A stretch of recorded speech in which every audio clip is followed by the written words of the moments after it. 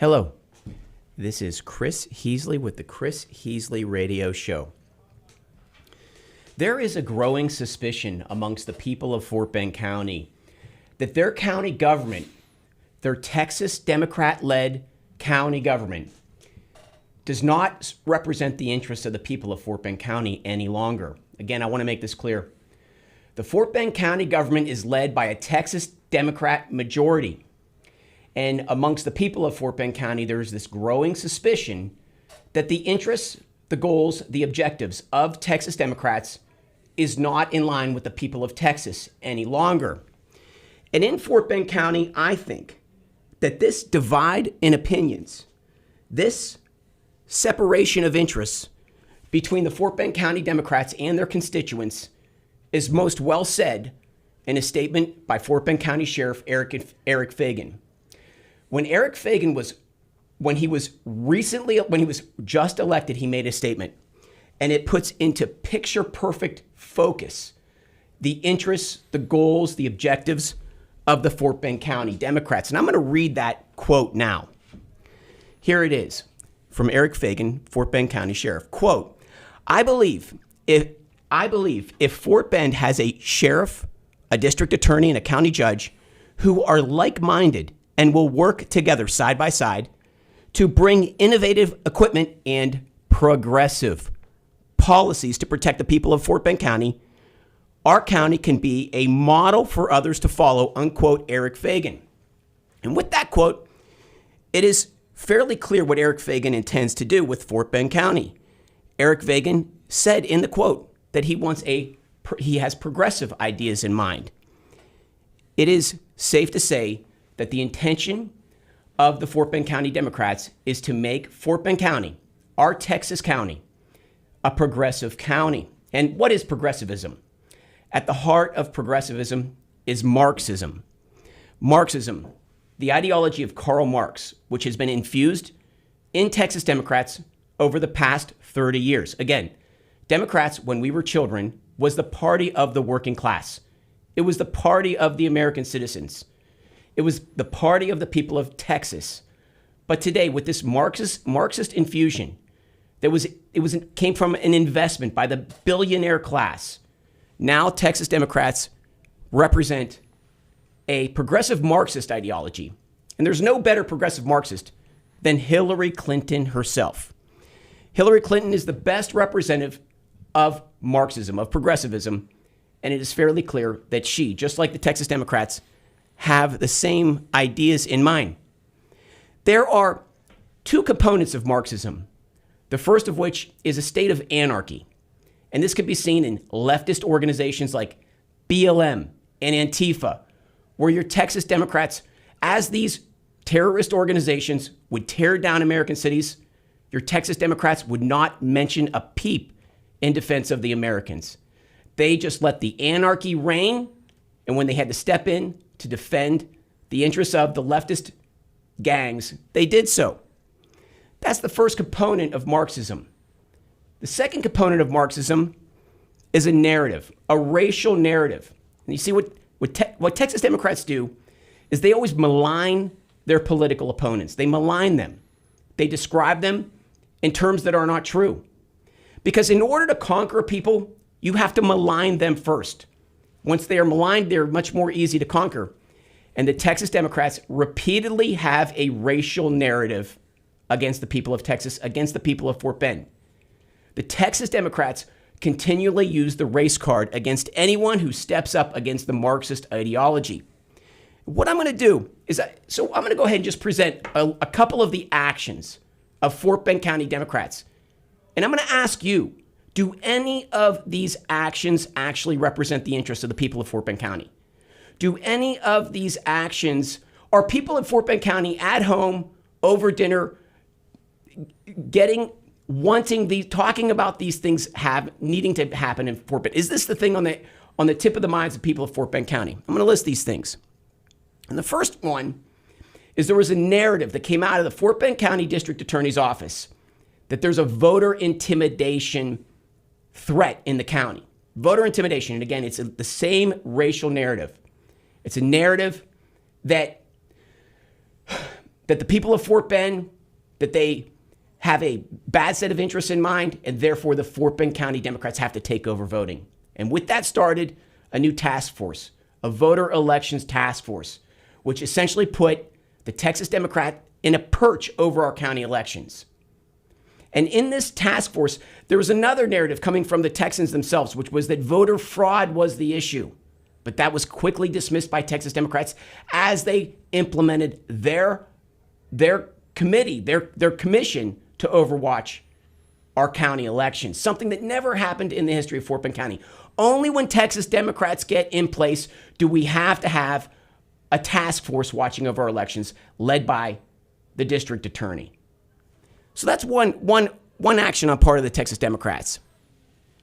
On a national level, here in Fort Bend County, when the Democrats were implementing their education agenda, which I won't put into words, it's a time for another discussion, but in general, it has a racial narrative, it has a hypersexualization narrative, and it is a narrative that goes against the interests of the people of Fort Bend County. And what happened? The parents of Fort Bend County stood up and they protested at the school boards. And then we led counter candidates to take back our school boards. And what did the Department of Justice do? They called on local county sheriffs and district attorneys to begin monitoring parents who spoke out at school boards. Again, the bouncing ball always goes in the way of the Democrats, never in the way of the people themselves. It's always this narrative against the people. Who do the Texas Democrats report to? On the heels of the January 6th Trump rally, County Sheriff Eric Fagan had a press conference where he brought in nearly every police official in Fort Bend County, and he described, without saying the word Trump supporters, but everybody knows who he was talking about, he described Trump supporters as the new threat to the county. And again, it's the whole idea. Again, they're painting the narrative that their political opponents are of one type of people. Another point, when Luis Coolkhorst, Texas State Senator Luis Coolkhorst, introduced State Bill 147, which would restrict certain countries, certain adversaries from buying land in the state of Texas, Texas Democrats stood in. They stood in, they held a rally. They rallied for foreign ownership of Texas lands. While we have a cartel threat on our southern border, while we have foreign adversaries flying weather balloons over our country, Texas Democrats stood up and rallied for foreign ownership of American lands. So there, I just gave you a quick synopsis and I went through it fairly quick. And each one of these talking points requires more analysis, but essentially it's always the same thing. It's always the same operating model.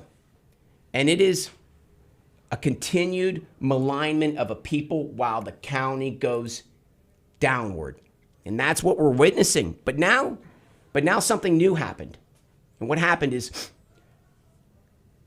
Terrell Patel is the chief of staff for Fort Bend County's chief executive. The chief executive for Fort Bend County is KP George.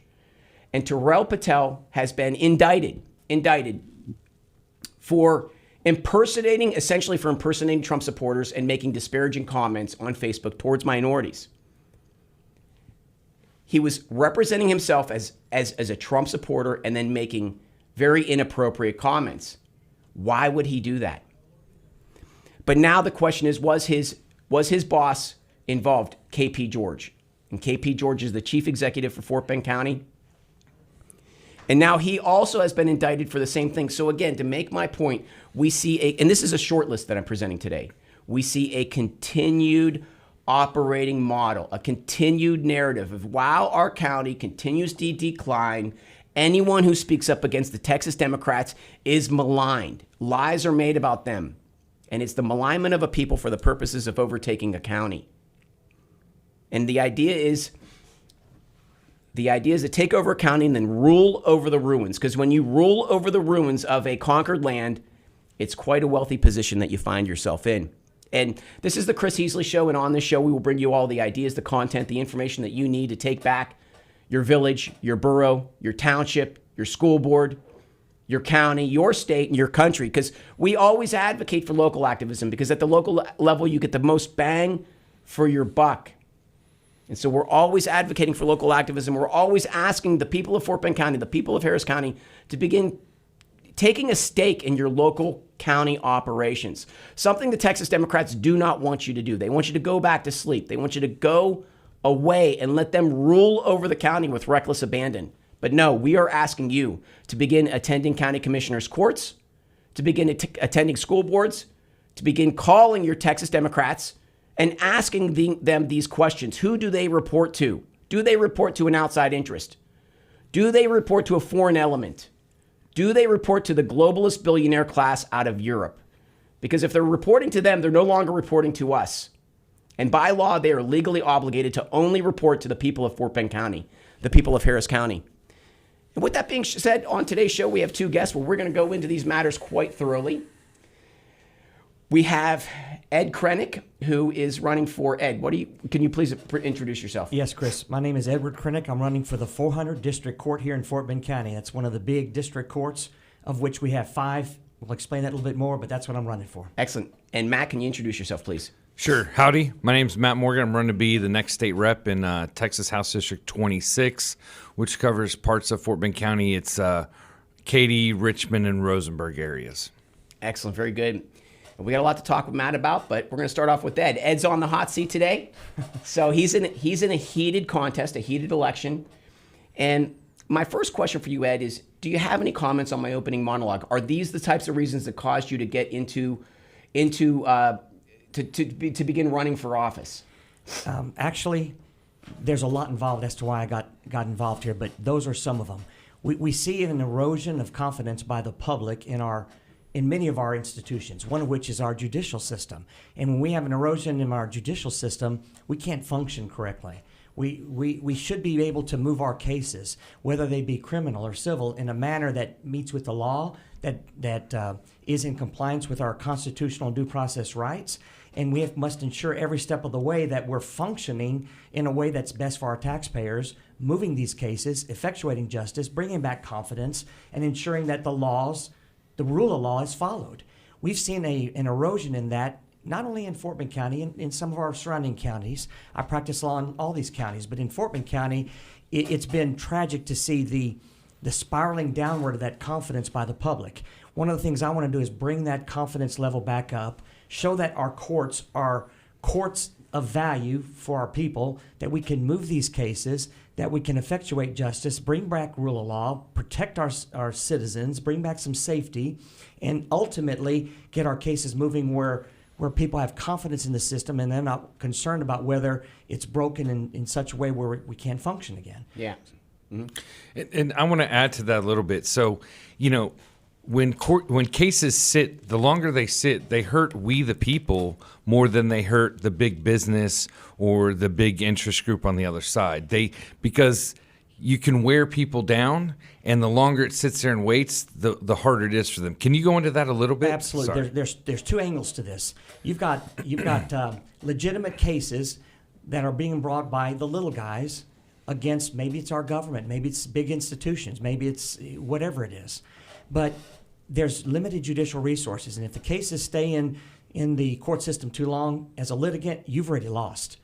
Litigation is expensive. We have to figure out innovative ways, embrace technology. Maybe it's just judges rolling up our sleeves and working a lot harder, smarter, longer hours, whatever it takes to move these cases in such a way where you effectuate that balance of justice between the people who may have mega millions to litigate with versus those that don't.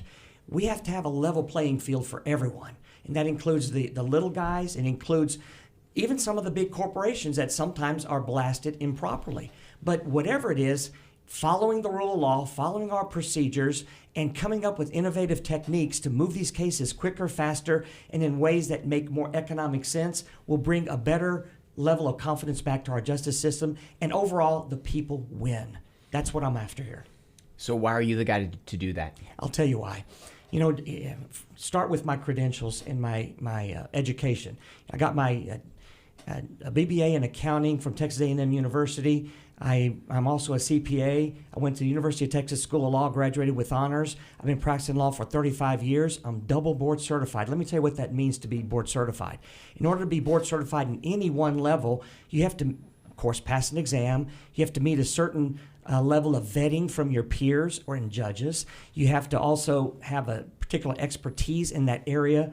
In this case, maybe it's trial law, whatever it is.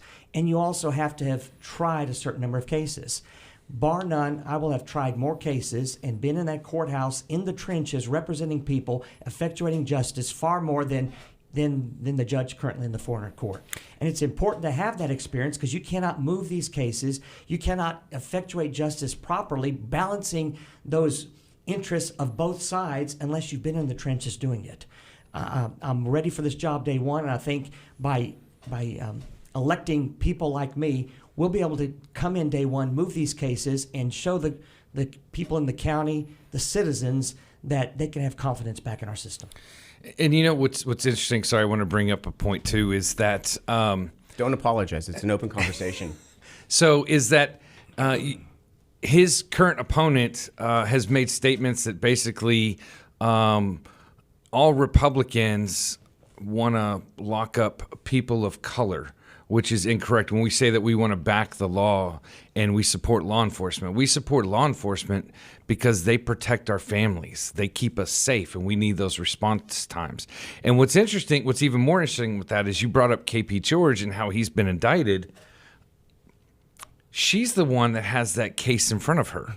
And so it makes you scratch your head going, how can this woman who is clearly biased against Republicans rule, in favor of we the people against somebody that has committed heinous crimes, right? And I'll say a second thing on this is that, she's also, she didn't just make statements about that. She doubled down with an open statement attacking the Republican Party chair and everything else, he has attacked outside groups who have done terrible things in our county. And so I applaud him for always taking the side of we the people, right? And so we just need to keep that in Okay, so real quick here, can we back up for a second? Who is your opponent? My opponent is Tamika Carter. Tamika Carter, okay. And what did she say again? Could you please tell me just exactly what she said? So I don't have the quote in front of me. Oh, actually, I think I have it. Okay. But no, keep talking because I got to find it. So in other words, she basically said that when Republicans say they want to, and I'm paraphrasing, when Republicans say they back the blue, it's not meaning they back the blue. It's meaning they want to lock up people of color, which is absolutely wrong. Oh, and she's also has stated multiple times that she wants to change the law and bend it to her will, break it and do whatever she wants to with it. She doesn't want to follow what the legislature has set out as here's the standards, and when somebody is committed of, a crime, they shouldn't be released on PR bonds, which means they shouldn't be set free with no bail conditions or anything else, or an ankle monitor on. She wants to let people that have committed violent crimes walk free on the streets, and that's wrong. If somebody raped my wife or murdered one of my kids, I don't want them walking on the street the next day, and she should not be allowed to do that. Okay, so I live and I drive right on the border of Harris and Fort Bend County, and the spot I'm talking about is just over the tip into Harris County. Where I drive it's a homeless encampment, okay? And you drive by there and you'll see bottles of urine, you'll see hypodermic needles, you'll see illegal migrants, you will see prostitution, you will see box camps, right? So with Peacewood, they've made homes. It is a deplorable way for humanity to live. And I make no judgment on these people because everything that those people, the reason they're put in this state of despair is because of the economic policies of the Texas Democrats. So, but at the same time, we need to return to law and order. So you see lawlessness in this homeless encampment that is on the corner of West Belfort and 59. And I can only imagine the amount of assaults and theft and child victims that are happening in that area because children have to walk through there to get to the bus station. Okay? And so we need law returned. Tamika, what's her name again? Tamika Carter, current judge. She's a current sitting judge, correct? Yes. And she's advocating for criminals to be let loose again. Correct. So this is a question for the people of Fort Bend County. Which way do we want to go? Do we want to align our interests back and tie them back down to the United States Constitution, tether them back down to law and order and civility, or do we want this Marxist anarchy? It's the choices between. The choice cannot be more clear. So the floor is back to you, Matt. So tell me. Oh no, wait. I got her quote. Let me read it. Okay. This is Tamika Carter, a Texas Democrat. While we were in the state of complete despair and lawlessness in the state of Texas, while our economy is crumbling, while crime is on the uptick everywhere, here's her quote. Quote, Republicans from top to bottom, we know what they stand for, unquote, said, I'm reading from an article here, said Democrat Tamika Carter, who was elected as presiding judge for the 400th District Court on November 3rd, 2020. Quote, when I tell you that their tough on crime philosophy means locking up as many of us as possible, that is what they run on and that is what they do, unquote. Okay, so now I'm going to make this clear again. What she is essentially doing is she's saying that while Republicans want to initiate law and order again, that is actually a indictment on our minority populations. That's her position. Ed, what's your response? Well, first off, there's a couple things that, to me, I'm very disappointed because what we need to do is we need to bring back confidence of all the people in our judicial system, and that includes the application of our criminal laws to every situation as well as of our civil system. When you have, I guess judicial temperament is the best way to describe this. Every judge and judicial candidate must adhere to imploring in people confidence in our system. When you exhibit an appearance of bias, that's bad. When you have an actual bias, that's even worse. By saying statements like this, you've basically said, look, as a judge, I don't have to follow the law that the state legislature or the government has implemented. Instead, I'm going to re-envision how we want to do things. I'm going to do things my way as opposed to bringing back law and order and doing it the way that the legislature says. I'm a builder. I want to build up people. I want to build up systems. I want to fix problems. And the problems we have with safety and crime, we have to hit it head on. And we do that by ensuring and instilling that belief that our system is working with people and then taking every step of the way to show there's no prejudice. There's no bias. Everyone has a level playing field. Their constitutional rights will be adhered to. Their due process rights will be afforded every step of the way. And when you do that, people will have that confidence back in our system that we can function in a way where we address crime like it needs to be addressed. We try to implore different mechanisms. If there's mental health issues, we try to explore those. We try diversionary tactics. But when you have a jury that comes back and says guilty on a certain thing, look, as a judge, I've got to follow the law. And I'm not here to reinvent it or re-envision it. I'm here to ensure that there's two sides of this story, and that's the victim side is also protected. Okay, so if you don't mind. So here's how it's coming across to me, how it seems to me, is that the Texas Democrats, they sort of indict the entire people of Fort Bend County, because if you run counter to their agenda, if you cross them, they label you with the race card, and then they attack you. And this is most evident in Judge Tamika Carter. And Judge Tamika Carter is saying straight up, if you disagree with her, if you actually advocate for the law, that you are some sort of a bigot. That's basically, I think, her statement. I think that's a fair assessment of her statement. So if you disagree with Tamika, you're a bad person.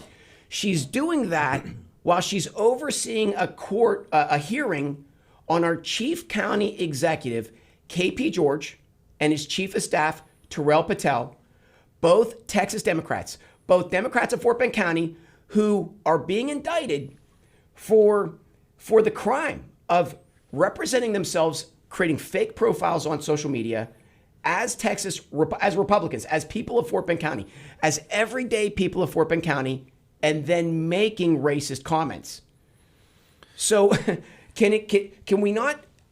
To me, this comes across as if that Texas Democrats are projecting their own issues with race on the people of Fort Bend County unfairly. This is not an issue for the people of Fort Bend. This is an issue within Texas Democrats. They need to start looking at themselves. When you point your finger at someone, there's four fingers pointing back to you, and that's how I interpret it. Tell me what you guys think. So I would add a little bit to that. So one, when we talk about judges and how they're doing things, Tamika's taking her stance from the Democrat judges in Harris County and releasing people that committed murders on PR bonds and other heinous crimes, right? And so she's taking the calling card from them, just like KP's taking the calling card from Lena Hidalgo doing. He follows her in everything she does, right? So they're absolutely coordinated in how they're doing things and how they're working through these. And so one of the other things I do want to point out to you, because you talk about how they created fake profiles of Republicans, they also created fake profiles of other Democrats, including a sitting judge in Fort Bend County. So they were attacking their own as well as Republicans. And so they're doing it in a way that anyone that's an enemy of theirs, they're going after. Anyone that doesn't get in line with their biggest donor, which is an article that just came out yesterday, they're going after, they're attacking. So if you rule the wrong way on a court case and my big donor's mad at it, I'm going to create a profile for you, steal your picture, and I'm going to go attack and say things that will probably get me primaried and removed from the bench the next session. So that's their plan, is if you're not with me, you're against me, and I'm going to come after you. Okay, who was the judge that they did that to? They did it to Surinder Patel. Okay. So they made a fake profile of Surinder Patel. Anyway. Okay, and you said donor. Do we have evidence that a donor, or at least a suspicion, that they were working with a donor in conjunction? Yes, there are articles that have come out that have linked a donor, a very large donor, specifically to Terrell Patel and KP George, and the actions of creating those fake accounts to ensure that they get in there and those people have the power and influence that they want. So, which is why it's, as you stated earlier in your thing, it's extremely important to be engaged with your elected officials. Call them, ask them, tell them what's going on with you, have their contact information, and reach out often. Okay, so I just want to kind of sum up something that's a growing suspicion amongst the people of Fort Bend County. Okay, so again, to reiterate, KP George has, since his election, he has called the people of Fort Bend County racist. Anyone who opposes him, he calls them racist. His chief of staff, Terrell Patel, does the same thing. He ran an advertisement where he essentially said, people who are not Democrats, if they disagree with Democrats, they are racist. This is the constant narrative coming from Texas Democrats towards the people of Fort Bend. Then they get busted, or they got indicted on creating fake profiles as regular everyday people of Fort Bend County, making racist statements when in fact it was KP George, potentially KP George, and Terrell Patel. But then who's leading the indictment? Who's leading the investigation against them? It's Brian Middleton, a man who built his career on the race card. Okay, so he agrees with all of the sentiments that these guys do, and he is really good friends with KP George. He has pictures of himself taking selfies with him. But there's more than that. If you look at the things that they've worked together on, which there's not enough time to go into it.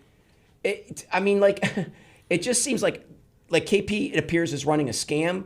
Was there anybody else running the scam with it? And then, oh, by the way, when it goes to a judge, it's going to go to Tamika Carter, who holds the same sentiment and interests of KP George. Do the people of Fort Bend County actually think law and order, that justice is going to come out of this situation? Well, that's a great question. I don't know. I can tell you that the only reason those charges are being brought forth is because it's the Texas Rangers that are instituting the investigating on this, and Brian Middleton basically doesn't have much of a choice, right? He has to push forward. Otherwise, I'm sure there'd be a lot more pressure on him from high above. So fortunately, there are at least a few checks and balances in place, but that's why it's important to make sure that, we vote the right judges in place that will, regardless of who you are, what you look like, where you came from, or anything else, that will follow the law. always, which is why, we have to get Judge Krenek and others in there. Okay, well, real quick, I'm going to give you the floor in 1 second, Ed. Okay, but here's what the concern is I hear amongst the people, okay? So we never had any incident of voter intimidation, this idea that the people of Fort Bend County are out there to attack people who vote Democrat. That's the whole concept of voter intimidation. That's what's brought to us the claim, the accusation made by Texas Democrats on the people of Fort Bend every day of the week. We never heard this until Texas Democrats took over the county government. And then every day of the week we hear how this voter intimidation thing is happening. And from that, they create the voter task force, where now it puts Brian Middleton in a perch looking over the elections, the county elections, okay? But when you find out, if you look at they did these online public sort of like town hall meetings online, and in it, Linda Howe, the chair of the Republican Party, calls KP George out directly, and she essentially says, "Why are you in John Oldham's office every day?" So KP George was in John Oldham. John Oldham is the county elections director, and he was and Linda asked him, "Why were you in John Oldham's office every day?" asking him about county elections. I'm not certain she said it exactly like this. I am paraphrasing, but then she said something to the effect of, "Were you trying to interfere in his ability to run the elections?" But then later, John Oldham came out and said that it was KP and Brian Middleton that were in his office on a regular basis asking questions about elections. And so what I'm trying to say is that it looks like they were running a scam to get the voter task force in place. Were there any other parties that were in on this scam, this potential scam of misrepresenting the people of Fort Bend County with the online fake social media profiles? No, it was just them. And let's not just call it fake profiles. They stole people's identity, okay? It wasn't just that. They stole their picture. Some of them, they stole their picture and their name. It was identity theft, right? It was not just creating a fake profile. It was identity theft that they were committing. So at least in my non-judge mind. Every one of these positions and who we elect as citizens are critical. Good judges stand in between bad actors and the public, and that's what we're charged with doing, making sure the rule of law is in place and that it is followed. What we've seen happening, unfortunately, on a partisan political basis, I've run other campaigns, and I've learned that the job of getting the job is far different than the job of doing the job. We see a lot of people put a lot of emphasis on the job of getting the job, and sometimes they cross the line. We've talked a lot about that. And then those same people don't have the ability to do the job. And that's why I'm imploring people, take a look, vet these candidates. Look at my credentials, look at my experience. Get on those websites, edkrenek.com or others. Take a look at what your candidates have done and what they will continue to do. And if you have those same belief systems as those candidates, vote them in. And that's all we're asking for at this point. So I got a question for you. Does Ms. Carter have any board certifications at all? No, she does not. Yeah, I figured not. No, there's only one other sitting district court judge that has a board certification. I've got two of them, and I intend to use those and the experience I have to better run this court and to instill that confidence back that our laws will be followed, constitutional due process rights will be adhered to, that we're going to make sure there's a level playing field for everyone. It doesn't matter to me. I don't see color. There's a reason why Lady Justice is blind. But I'll take it one step further. It should be colorblind. We shouldn't even be talking about race hoaxes, and all this stuff. But unfortunately, we are because of whatever motivates people for power. All right, Ed, I got a question for you. Okay. So clearly, Tamika Carter is a political person, right? She's clearly bringing her politics to the bench when she makes comments like, for example, implementing criminal law effectively is a form of racism. If you are a conservative Texan, if you're a conservative resident of Fort Bend County, can you have any confidence? I mean, wouldn't that cause you to have pause knowing that you bring a case to the courts and you're just praying it doesn't go to her because you don't agree with her political opinions?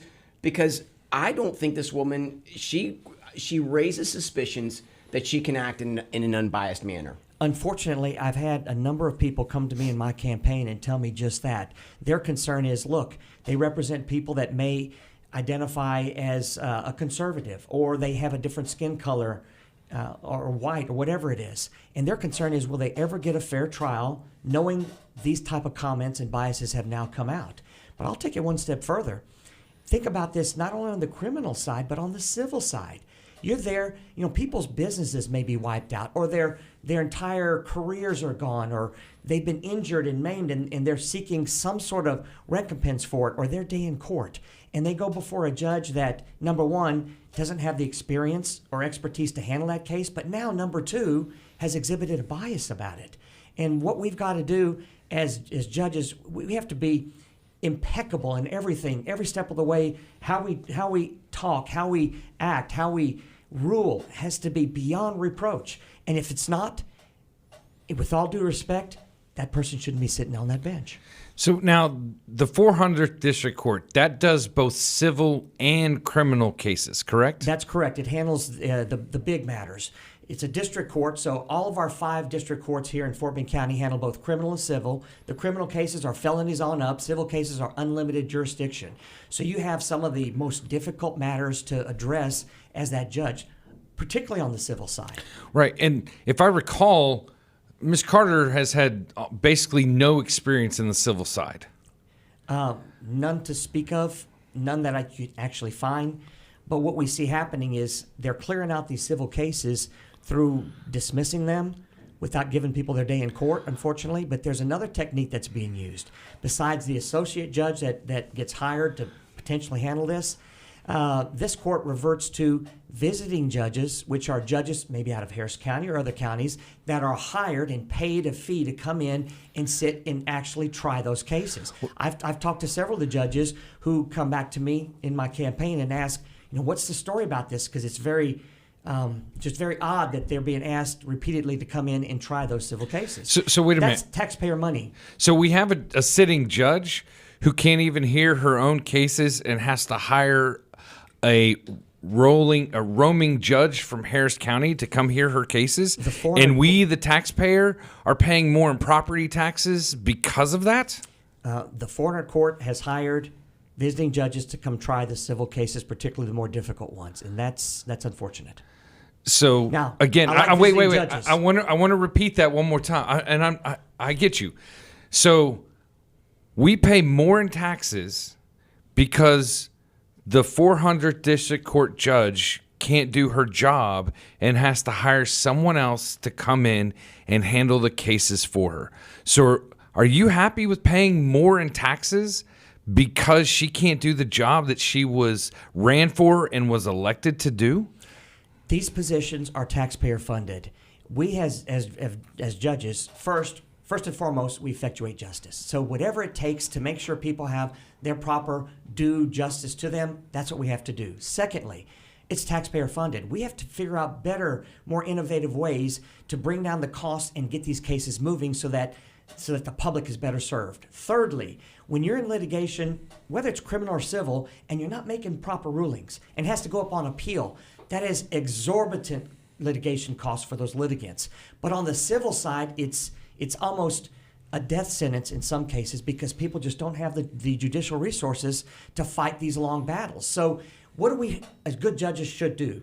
We should identify those cases that warrant a different approach on how we do our discovery. We got to think outside the box, bring innovative techniques to moving the cases, getting through that discovery process, and giving that person their day in court. If we don't have open courts and we don't build up confidence in our judicial system again, we're going to be in a world of hurt. And that's one of my primary goals here. I want to make this court functioning again. I want to instill confidence into this court. And I want the public I want to earn that public trust that they will say, wait a second, Krenek, you've done a good job in 4 years. We want you back again. That's my goal. Now, have you ever gone to an appellate court and tried a case at the appellate level? I've handled many appeals at both the appellate level as well as the Texas Supreme Court. So you've been all the way to the Supreme Court? Absolutely. Now, has your opponent ever heard any cases at the Supreme Court level? Not that I'm aware of. No. I don't think so. So experience matters. Well, actually, there won't be any because you got to do civil cases or certain. I mean, you're going to the Court of Criminal Appeals for criminal side. Correct. On the Texas Supreme Court, it'd be civil. Correct. And I'm almost 100% confident that wouldn't be the case with my opponent. Okay, I got a question. So you said that there that they are dismissing civil cases without hearing them? Yeah, and, Yes. and the judge is doing this? Yes. It's called DWOP, dismissed for want of prosecution. Yes. Now, there are some situations where they're old cases that aren't moving and attorneys don't want to do anything with them. But there are a lot of cases that, in order to, the Office of Court Administration is someone that is the government agency that will oversee proper administration of cases on these courts, in various courts. So they keep the numbers, they track the data. And when you look at the data for various courts, you can find out the numbers of backlogs and how cases, whether they're moving or not. In this particular court, within the campaign season, I'll say within the last few months, the elected judge had the associate judge dismiss 600, 700 cases, something like that. Some of them may have been warranted, but one of those cases happened to be a case I had that was not warranted. And guess what I had to do? I then had to file a motion to reconsider and get that case reinstated because I never got notice that was even happening at the time. That is not the way you effectuate justice or build confidence back in the system. And I've actually had a neighbor of mine who had a court case sitting pending. That was a civil case, and it was DWOP'd as well. And they came to me, and they were pissed about it. They're like, we never even got anything. Like, we were trying to move this case forward. The judge let it sit for a year or a year and a half, did nothing with it, and then DWOP'd it. And here's the problem. A judge is in control of that docket. And so what do? You set those trial settings. Don't dismiss it. Set a trial setting. Talk to those attorneys and get them in for a status conference. Do something as opposed to just dismissing a case because you want the numbers to look right for you for an election year. That's wrong. I just want to sum up, okay, because I go in the courts, and I know when I go in the courts, they are packed, lines everywhere, right? So, I think that a lot of people in the audience can relate to what we're talking about. Last week, we had Patricia Gubera on. She's running for JP Court. She said the same thing that you're saying, that when people go into the courts, there are lines out the door, that when you put a case file forward, it is months, or even a year before it gets heard of. Now, what Ed's telling us is that you might put that case forward, you want your time for justice, and then it just gets outright dismissed when you never got your day in court. And so I think what it's safe to say is that under current leadership, our courts are becoming banana style, right? They're becoming ineffective, inefficient. They're not an outlet that we can go to. When you cannot go to the outlet to the law and order anymore, you go tribal, right? And so you take matters into your own hands, right, and that's not a good thing to do. And that's not in the tradition of Texas, right? And so the whole purpose of 1836 was to lay down a foundation of law and order. And here we are today watching the Texas Democrats at every level, at every opportunity, attempt to take our civil society and turn it upside down. Look, every citizen deserves to have a functioning government, one that functions as best as possible. We always can improve. I've got a lot of innovative ideas on how we're going to improve this 400 court if I'm elected. And I think that will better serve all our citizens. It will instill that belief that, you know what, we have the best judicial system in the world. It's not perfect, but it's better than any other one. And when you have attacks to our judicial system and other sitting judges, what does that do to the confidence of the citizen in our system now? It's bad. I believe we got to be colorblind. We have to be race blind. We have to be national origin blind. We have to give everyone that level playing field that the whole world comes to the United States to get. And if we can't do that now, we're going to be lost for a generation. And so now's the time. Get out and vote. Make your voices heard. Put in the people that you want sitting on those benches that will do the best to effectuate justice. I like to say it looks like Ed has the most beautiful flower Hawaiian shirt on. Yeah, it does. But it is a flower that is sitting in front of his shirt. And no, you should keep it where it was, man. Okay. It makes your shirt look better. That's gorgeous right there. There you go. Okay, guys, we're gonna wrap it up here. I give you both one last statement. Go ahead, Matt. Sure. Again, my name's Matt Morgan. If you want to learn more about me, it's morganfortexas.com. Happy to talk with anyone, whether they're constituents or mine or not. But every vote I take is for the people of my district. I've said that over and over again. That's what I mean. That's what I believe. And that's what you should demand of every elected official. I'm Edward Krenek. I'm running for the 400 District Court. Please check me out. Take a look at my credentials, my certifications, my trial experience at edkrenek.com, edkrenek.com. Fort Bend County residents, in my belief, deserve a judge who works hard and efficiently to achieve results that respect the rule of law. that protect your constitutional rights and promote our shared values. That's what I want to do. Instill that confidence back in our system, and by doing that, I think it'll be a win-win, and our citizens will be better served. Great. Thank you both. Thank you, Matt Morgan. Thank you, Chris. Ed Krenek. This is Chris Heasley with the Chris Heasley Radio Show. We will see you next Saturday. Have a good week. Thank you. Thank you. Thanks. Oh, good job, guys.